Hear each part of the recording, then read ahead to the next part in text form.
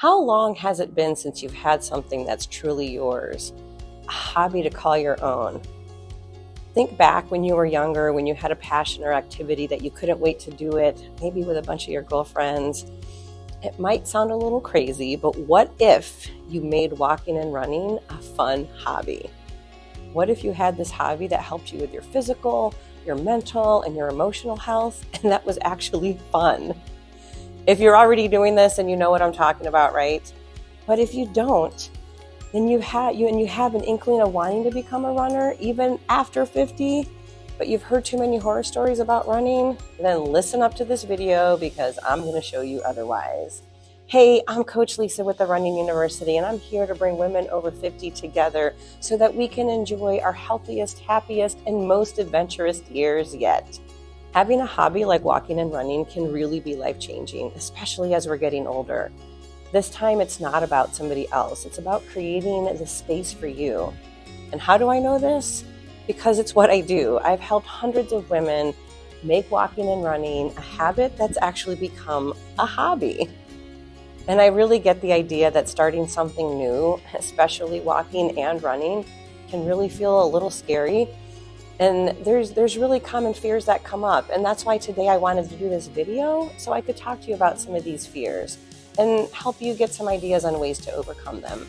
So let's get started. I'm going to dig into 4 common fears that I feel I've heard from women over 50 say when they're worried about starting a walking or running routine. And if you're feeling hesitant, again, know that you're not alone. These are things that everybody that I've talked to has faced when I've talked to them about walking or running for the first time. So let's break these down together. 1, I'm too old, or I'm too out of shape to start. I hear this one a lot. And if you've been putting everybody else first, it's easy to think that it might be too late, or that maybe you're not fit enough to do it now. But you know what? It's cliche, but it's never too late to start. And just because you're over 50 doesn't mean that you can't take this journey at your own pace. That's actually my tip. Start with little short walks. Don't worry about your pace. Don't worry about how long you're going. I actually prefer that you go out for more frequent times instead of going out for a longer period of time once a week. And I really get into this more in this other video that I did a couple weeks ago. Progress is progress, and we're never shooting for perfection. So just making that start in baby steps is perfect. 2, big one, worried about getting injured. Totally understandable. Running has a 60% injury rate, but I'm on a mission to really help people understand that you can control that. It's not running that causes pain, it's how you run. You know what? Our bodies do change over time. But the good news is that there are really ways that we can keep it safe. First of all, you get really good at listening to your body. But learning proper technique, chi walking and chi running more specifically, are good ways that you can learn how to reduce the impact on your joints and your skeletal structure. And strength training and stretching are also ways that you can help your muscles and joints get stronger.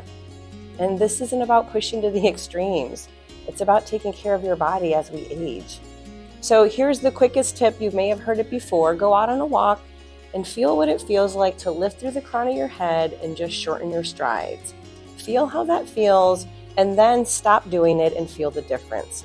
Let me know in the comments how that went. By the way, are you ready for your best year yet? I've been secretly working on my next program, and you know what? I've had this in my head for quite some time and just never had the ability or time to put it together, and I'm so jazzed up. And since it is my first time, I'm offering 50% off for my founding members. If you think you might want to be one of them, you can go to the link below and get on my waiting list. You're not going to be committed by signing up. You're just requesting to be the first to get the information. I don't know if I'm going to limit it. I'm not really sure yet because I'm still putting it together, but I'm so jazzed up. Anyway, let's get back to those fears. Number 3, I don't have time to make this a regular hobby. Depending what stage of life that you're in right now, you may not be retired, you still might be working, whatever the case is, having time is the biggest thing. And you're used to taking care of everybody else, but you know what? It's not selfish to take care of yourself. especially as we're aging. So again, just setting some small 10 to 15 minute time blocks. When you have more breathing room, it could be middle of the day, doesn't matter. And write it on your schedule. Put it in your calendar like it's a really important appointment with yourself. Okay? Because you know what? You deserve that time. It sounds really cliche, but if you do this, you're likely going to get out there. I put mine on my calendars. Do I skip some? I do. But you know what? Having them on my calendar really helps.